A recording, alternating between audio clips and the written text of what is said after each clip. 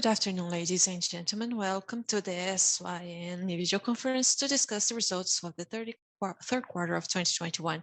This video conference is being recorded and the replay can be accessed on the company's website, ri.syn.com.br.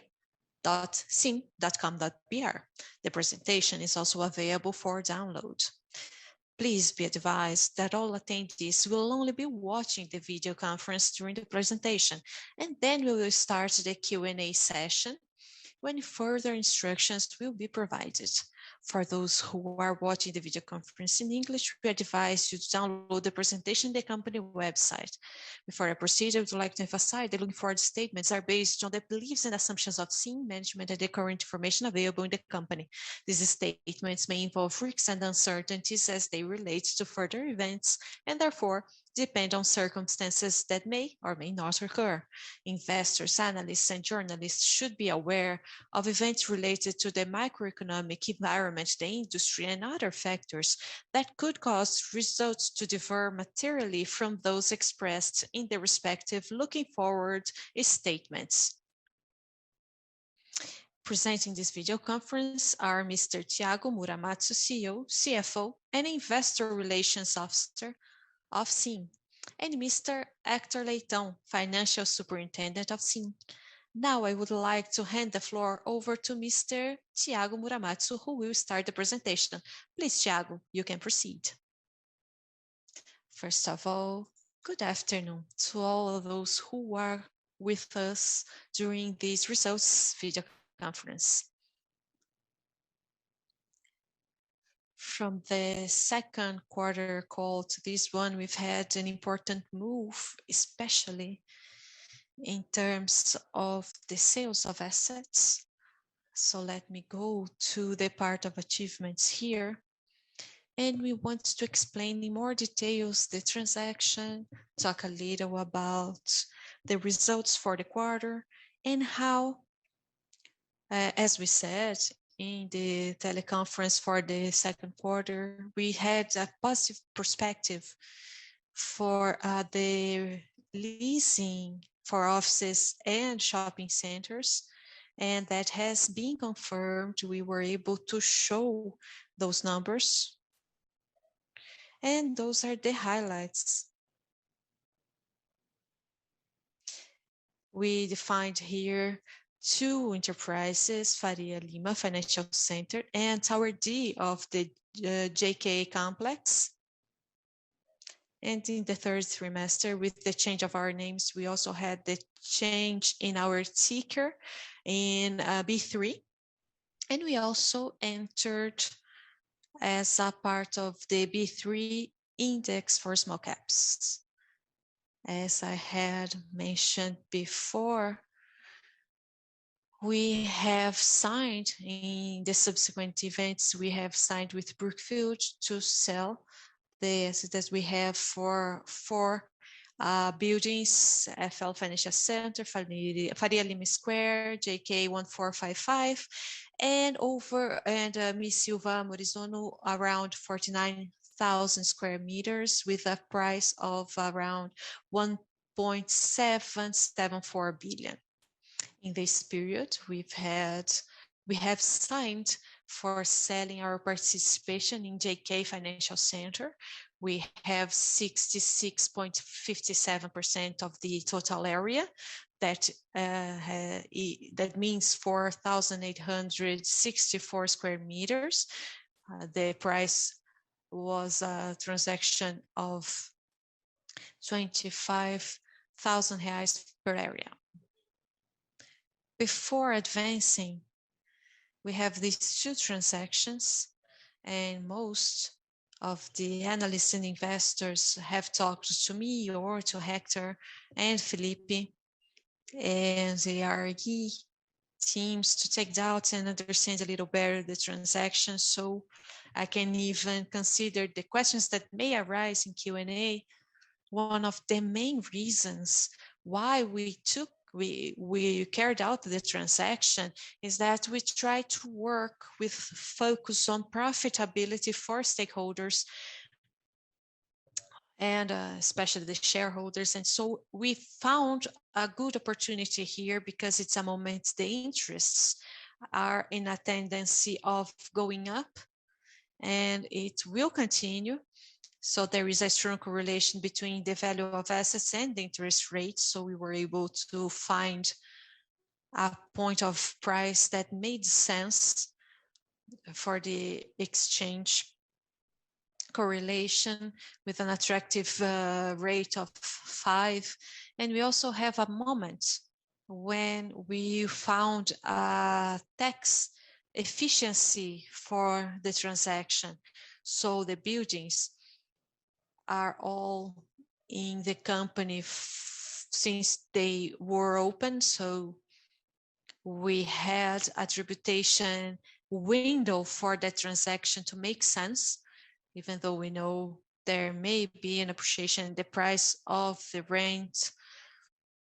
So these two facts brought an unique opportunity, and we are still managing the buildings, which is very important for us. We want to prove ourselves as managers as well, since our follow-on, we want to have a structure where we put part of the capital, and this is an investment of capital where we would split the capital risk, so adding less capital and adding to our operational leverage to manage the buildings. And so this brings an additional return for shareholders. And the transaction of the JK Financial Center has to do with an effort we have carried out for some years to invest in assets that we have no control. So this building is one, we didn't manage the building as a whole. We were a minority owner of the complex. So we had plans to make this investment, especially in this property, as we have done with some transactions with XP in this line of leaving the assets we don't have the control of. Continuing on, talking especially about the shopping centers, the shopping malls, we have some of what we see as the first and second wave for our resume and the sales recovery, where we have a period that was stronger in the opening in July. Then we have an acceleration, and we were expecting a strong Black November, Black Friday. And in the beginning of November, there were some signals of a second wave, and it ended up going until December. In January, end of December, beginning of January, we started having some restrictions again. And then in March, April, closures again. And the recovery is above last year. We ended up focusing on sales, and we have a sales flow that is very close to the one we had back in 2019. And there are some regional differences in Brazil. So when you look at the behavior in certain cities or regions, they vary a lot. And in the regions we are present, we can notice the difference. But it seems the signs show that from November on, we are going to have a strong recovery of sales. And talking a little about offices, our office is in Faria Lima Avenue, and on our day-to-day, I've spent very little time working from home. I've always come to the office, and we see traffic on the streets. We see people walking during lunch. We have a crowd, and we still have an occupation restriction, but we can see the life coming back to a normal. And when we see the numbers of our offices, the offices we manage, in the beginning of the year, we had a population of around 10 to 15% in the buildings, and now these numbers in some offices are around 70, 75%.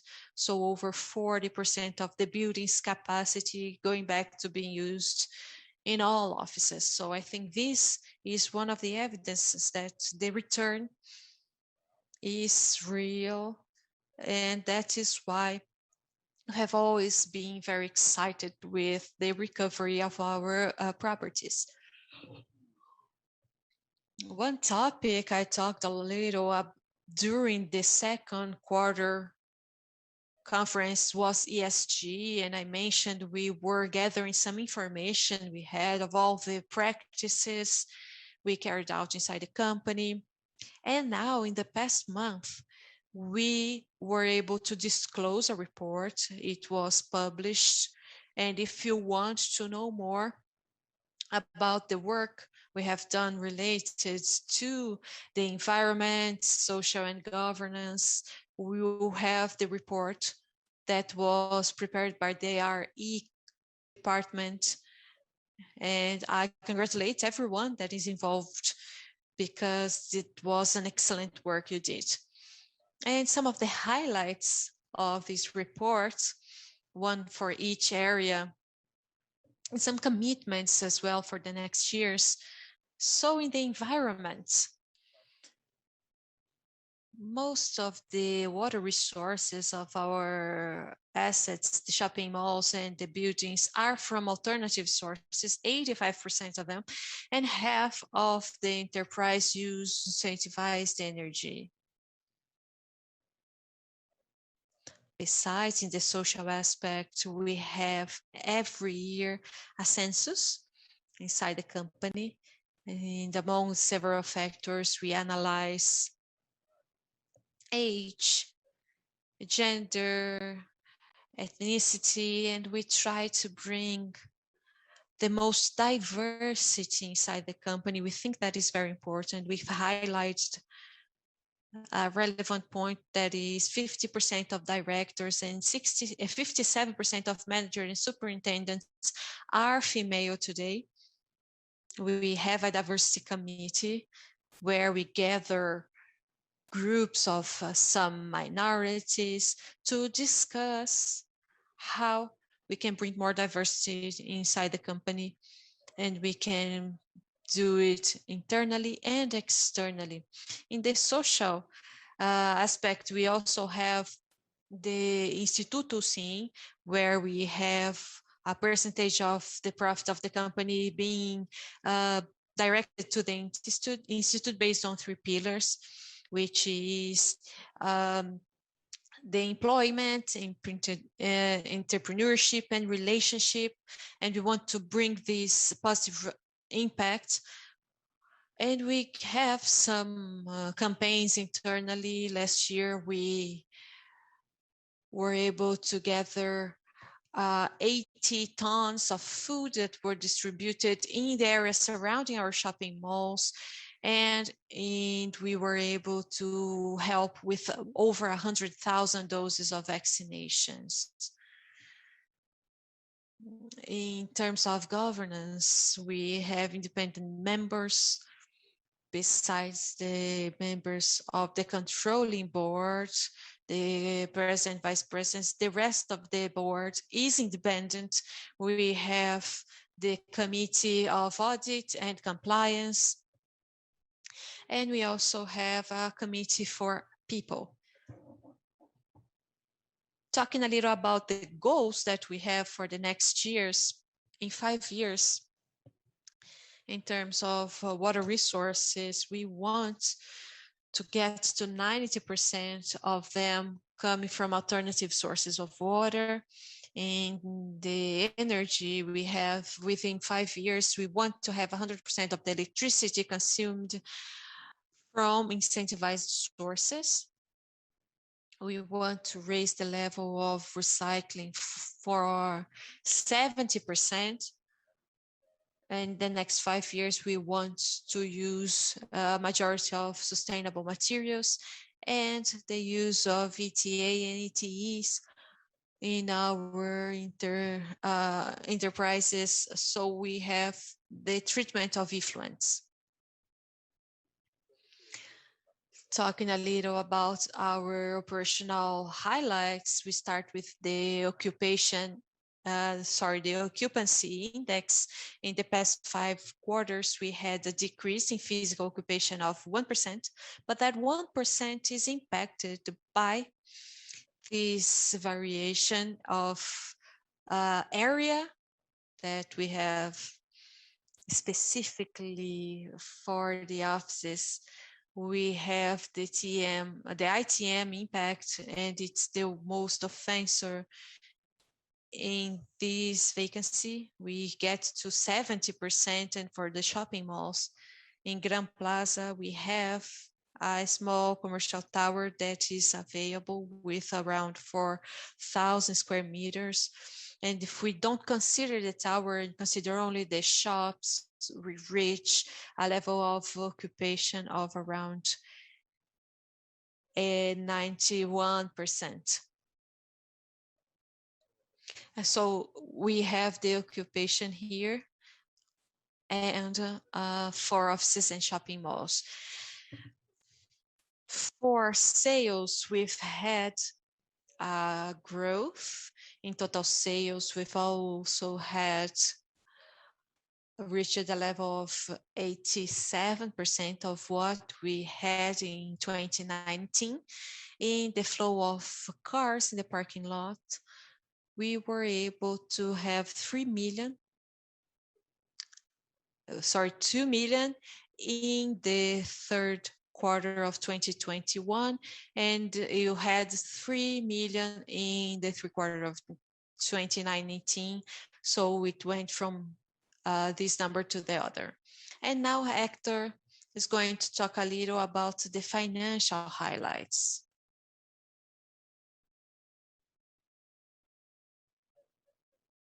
So talking about the financial highlights, first of all, thank you all for your presence in the conference. In terms of gross revenue, our growth was around 16% with 116.6 million as revenue. And the highlight here are the shopping malls, as Thiago mentioned. The return has been interesting, and the business in the offices are becoming more flat, more stable. In the net revenue, we had a non-current event that was the sales of one of our units, and then when we compare it to 2021, we have a growth of 20%, and it adds to the net revenue, parking lots and service provision that had an increase in this aspect. So it was a good recovery for shopping malls. When you see the net revenue, when you look at NOI, it's the same impact. We had a growth of 14.6% with a stable margin.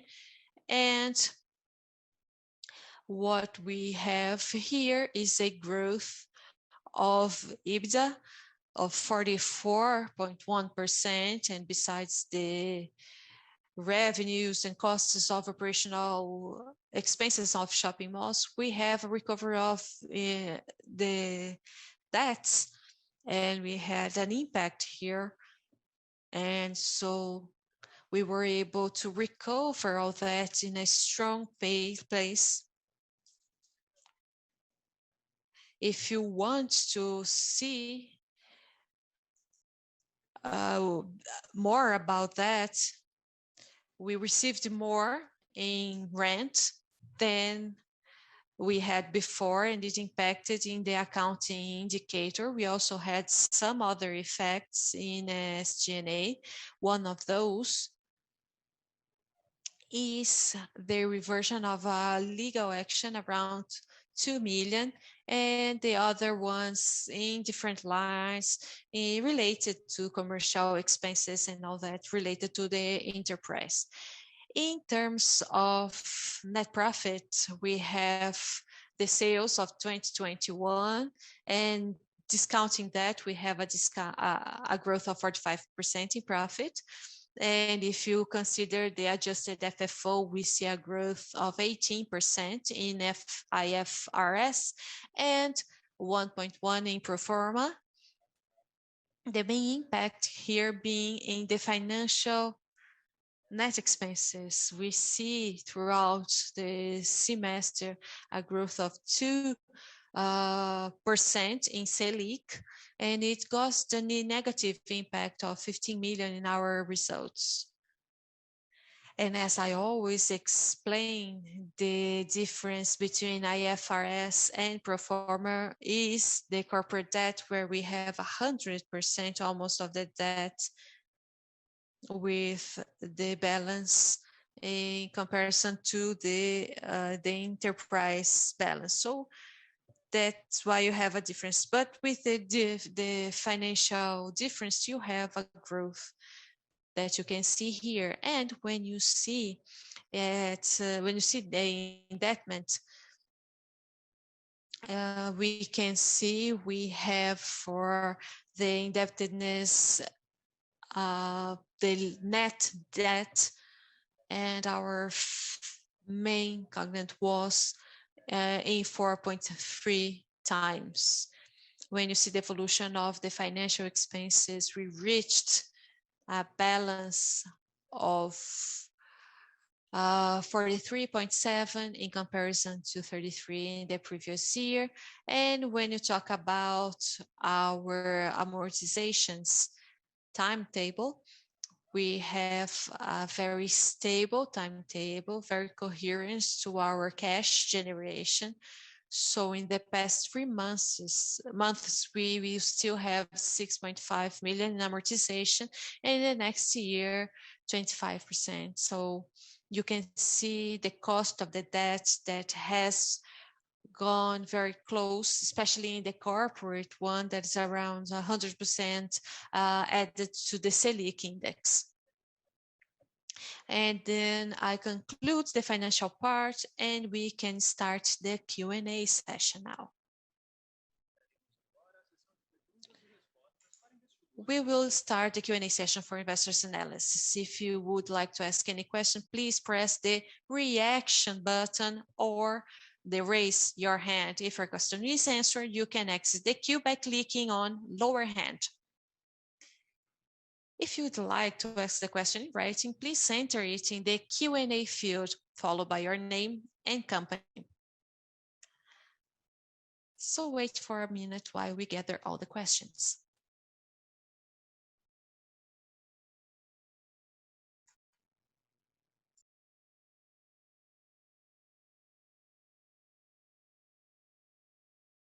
Our first question is from Mr. Gustavo Gambaúva. Please, Gustavo, you can open your mic and make the question.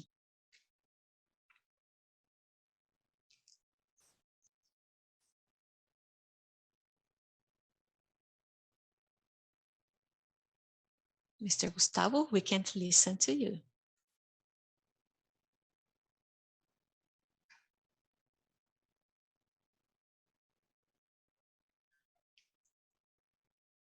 Now we can hear you, Mr. Gustavo. I'm sorry. But well, I had 2 questions. The first, if you could talk a little about the sales of assets you mentioned in the beginning. I wanted to understand if, well, what is the expectation? I know there are some steps to conclude the sales. So I want to know your expectation on when it will be concluded, and if you could talk a little about the use of the resources coming from the sales. So basically, when we look here, the impression is that the company has the potential to pay a high dividend and reduce the leverage and invest in new assets. So I wanted to know, how is it for you, the use of around 2 million gross? How much will be for dividend? How much reduce the leveraging? What are you going to do in this aspect? And my second question is about the Class A offices. You talked about the vacancy and mentioned ITM, but there are some other Class A offices with a very high vacancy. I wanted to know how you see the perspective for these segments, because we have seen more flight quality, the triple A's.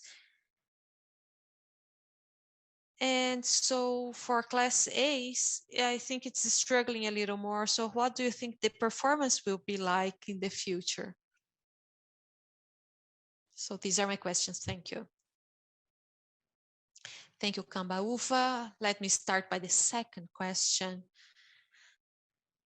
We now, apart from ITM, we have two offices that are 100% rented, and Bimadesk is 50% vacant, and Brasil Machado is around 50% as well. And there is one more, 50%. And so these are the offices we have today. Birmandes, we've had some conversations to rent 100% of it. So the conversation, the negotiation is interesting, and we are positive about concluding it maybe this year or the next quarter of next year. And Brasília Machado has a problem in one of its spaces. We are regulating it, and differently from the other offices. This one is at Vila Olímpia, in a region that we believe there is a very high liquidity. So as soon as we conclude the regulation of some floors, we will be able to rent it a little faster, because now we are a little stuck in the past trimesters. And finally, for the side stage, it's an office building in Salvador. We have commercialized an area there, but it's a market that it's more difficult for negotiation. We have changed a little our technique there, but it's a small area. Our participation is a little over 1,500 square meters. It's not going to make so much of a difference in terms of financial impact, because the rental price is around 40 or 50 reais every square meter. So these are the Class A offices. ITM will be a little more challenging for a traditional kind of rental, because it's an enterprise with 45,000 square meters, and we have a demand for renting 2,000 or 3,000 square meters, but it has to be a little more robust to justify the enterprise. So maybe 3,000 square meters financially will not make sense, but we have studied some alternatives of use for the enterprise, and we hope that in 2022 we will be able to solve the problem we have there with the vacancy. Now, in terms of your first question, we are now in a good moment in the negotiations. So when you talk about the MOU, you know it as well as we do, that you have the commercial terms and we start negotiating the terms. And there's nothing that concerns us. What concerns us here is the term, the deadline to conclude the transaction, not only sign the documents, but really closing all that inside this year, maybe in the next 20 days. We are working with that, and with what you said about recent proceeds, in all that you said, you're right about the around 2 million of capital entering the company, a little less that after the taxes.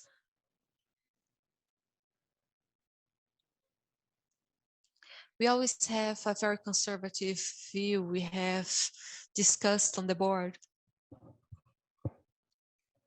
the alternatives, the possibilities, and we have three great uses for the capital, which is reduction of the leveraging, especially in the capital moment we are living, some division of dividend and reinvestment. If I were to say the percentage I was going to do to each of those items, actually it's not defined. So that is a discussion that we are doing right now, and we are thinking about the distribution, how we can be more efficient with capital and bring more of a return over capital. We have changed in August the board of the company, and we brought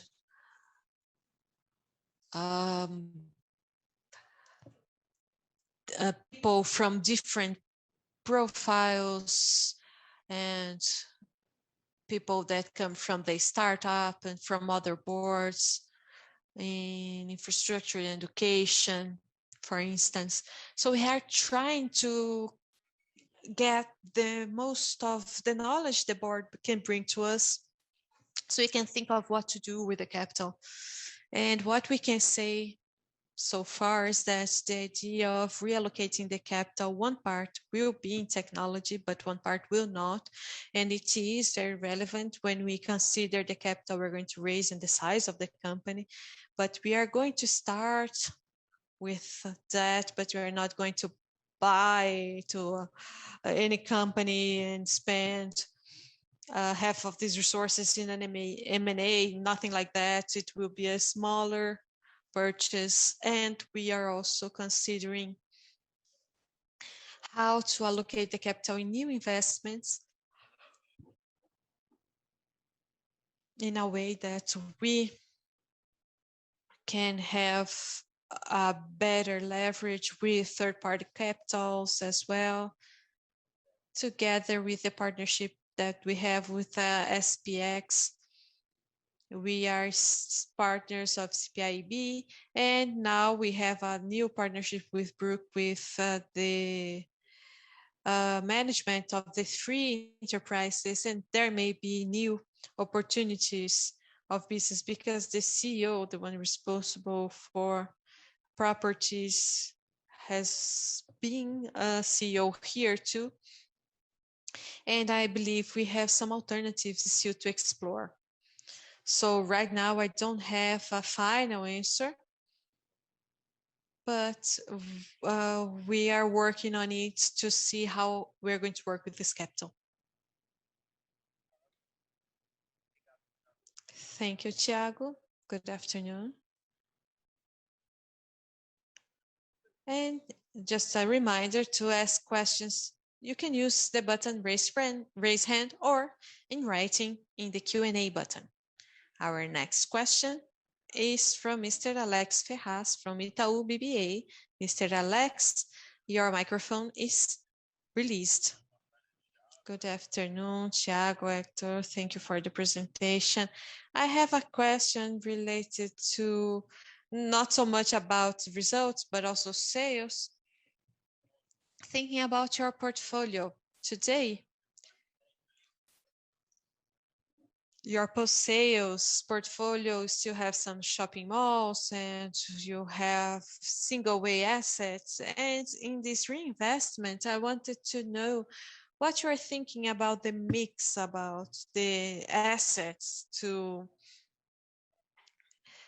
have the office AAAs, explore new fronts, maybe in the area of sheds and maybe SPX.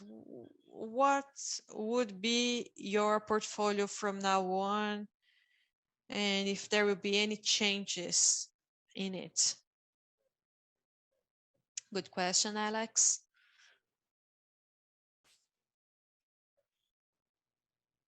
What I can answer right now is, well, there are things that are being discussed and defined, but right now our appetite for investment in part of this capital will not be to increase our participation in our exposure in shopping malls.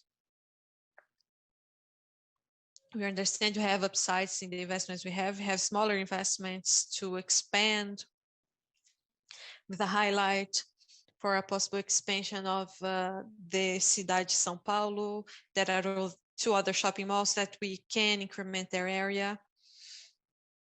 Our participation is low, so it's around 40, 50 million.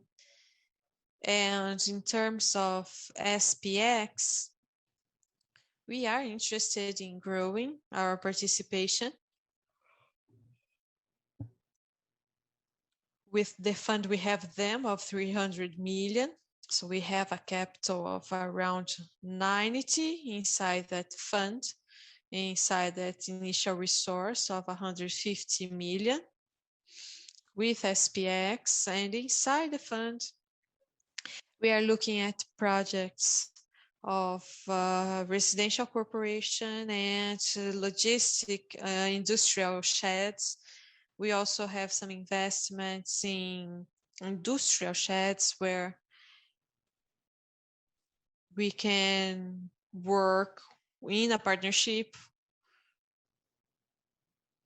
or together with the fund, with the SPX, to be a little more assertive. And then in the office line, we are going to compose the portfolio.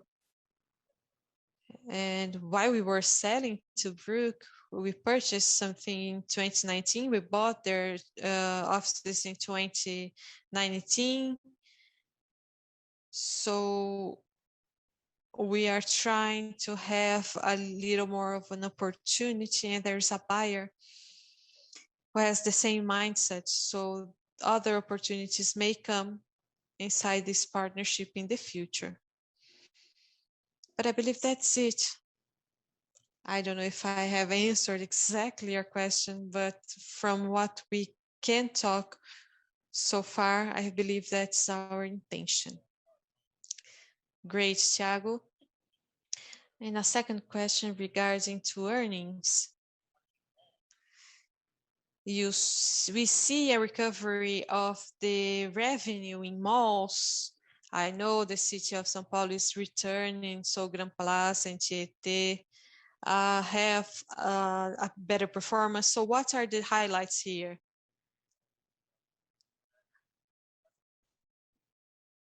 What we have seen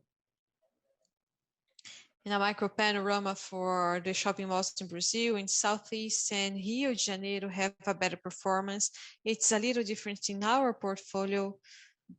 What has come back to the pre-pandemic levels is the first one, the shopping metropolitano.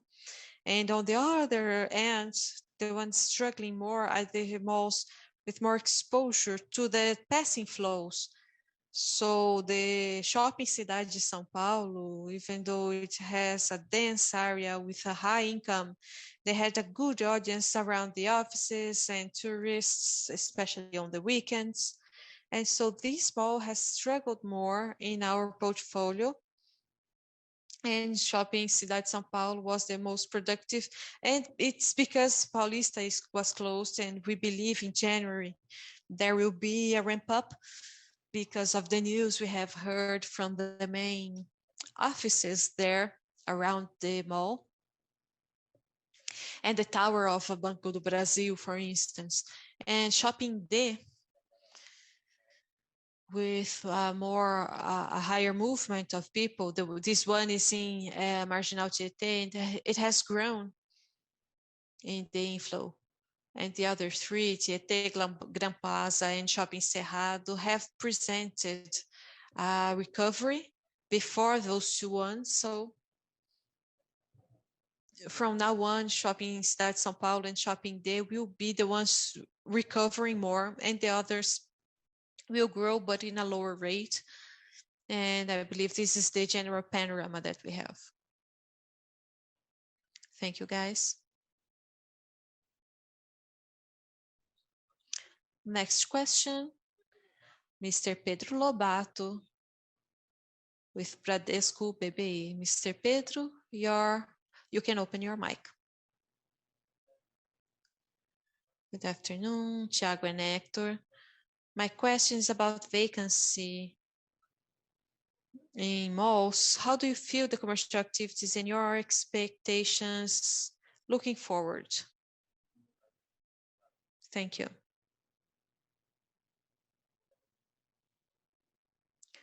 Hi, Pedro. We have talked in other quarters that the turnover was very high in the peak of the pandemic, but also people see it as an opportunity to enter the mall with a lower capex. So there was a consolidation of smaller franchisers that were increasing their participation in several malls. These guys are present. So we still have a demand for rental areas, but the part of contract termination have stopped. On the next months, we know that in retail, it's the time for focusing on Christmas sales and invest in stock and structure a plan for Christmas, but we still have an interesting pipeline being negotiated. If we talk in numbers, it is around 1% of our BL in negotiation. So the expectation for the last quarter, it's not strong in rental because January and February are the months that historically are not so good for retail, but we see an interesting move in that direction. Thank you, guys.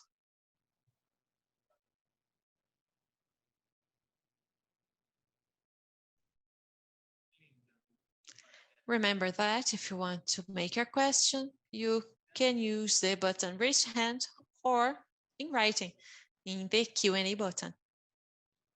Our next question is made by Mr. Eduardo Salma, and his question is, how is the XP fund? I see you have captured 50 million. What assets are you going to purchase? Do you have any continuity?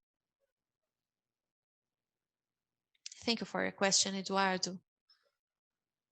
We haven't concluded this transaction. XP has raised around 50 million, and additionally, they have an internal debt inside the fund, leverage where they were the creditors.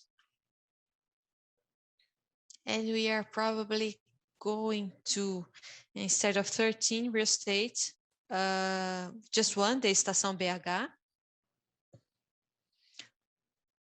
We are still on the path to conclude. And when we finish, when we define what we're going to do, we are going to let you know. But it's about the sales of Estação BH for now.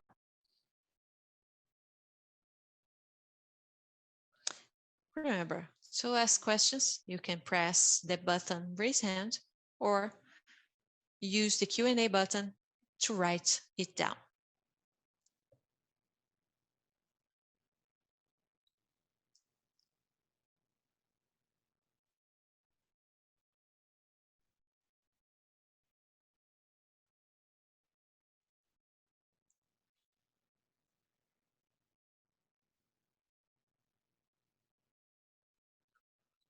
Our next question is by Mr. Leandro Scartesini.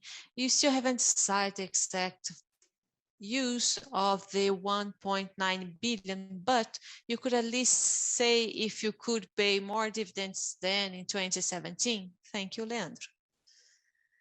Hi, Leandro. I would like to answer that with precision, but we are still discussing it on the board on how to use the resources and seeing the alternatives.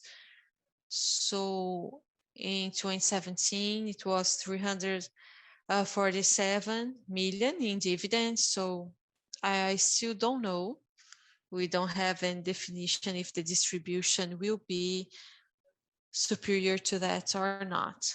It will all depend on the route we are going to follow and our investment pipeline in the short term for that definition. But as soon as we define it, you can be sure we will let you all know. Our next question is by Mr. Adriano Bitar. Mr. Adriano, you can open your mic. Hi, Hector and Thiago. Related to the performance of the malls, if you could bring us some more granularity, because we know the city of São Paulo was affected in the offices and tourism region, and we think of the assets post-sales, we see 80% of your NOI was from shopping malls. And Cidade São Paulo will be relevant. 1/3 of the NOI will be from there. And so you become a company of shopping malls with the best shopping malls. And this mall was affected and it pulls the sales down. So what is the level of this specific asset? Because when it recovers, how much it's going to bring as a result? Yes, we can give you an idea specifically about this mall. We have around 30% below what was the sales on this mall in 2019. NOI is a little below what we had in 2019. And when we think about what we had planned for 2020, and what we have for next year in terms of sales and NOI, we are talking about numbers above the ones we had in 2019 when we see rental and our delinquency. We are going to perform better in 2022 in comparison to 2019 in all malls, and especially the ones, the shopping malls, Cidade de São Paulo. Yes, so that recovery is going to be very relevant, right? Yes, and Grand Plaza is also very relevant in our portfolio. We have numbers above the ones from 2019 and Metropolitano with 80%. And planning design for 2022 that is very interesting. So I believe these three malls, in comparison to the participation that we have, the largest participations that we have, they're going to have an interesting recovery for 2022. And when we talk about the Tietê, we have a project, the MRV project, a residential project on the side, and we have another one close by. Can you feel a structural increment because of those initiatives? This asset is the one we see with most potential of growth on the short term. We have enormous potential for growth. We have that in Metropolitano, in an area that has been only developed 10% of the total area. So it has a potential for a mega shopping mall. And when we talk about Tietê, we also see a huge potential there in a region that we call an immediate region around the mall. And what we see that the new enterprises, that are people that are moving in. So the project is partially delivered for the families to live. The audience is young couples with or without children. And the main driver of these people to go to the mall is entertainment and food. So we have focused a lot on these operations for this mall. Tietê has a potential of expansion of 7,000 or 8,000 square meters. We are considering to focus it on food and the experience of the end user. And so we are very excited with these malls. Tietê especially, because it is isolated in an area that is becoming more dense. So we see the effects of all that, and in the future, if you look at the flow of vehicles stagnating, the number of people will grow because people can access our malls very easily on foot. That's great. And just one more question. I know you still haven't considered on the board the investment, but given a risk of tributary reform, your expectation is paying dividends this year? Probably. It makes sense. All right. Thank you.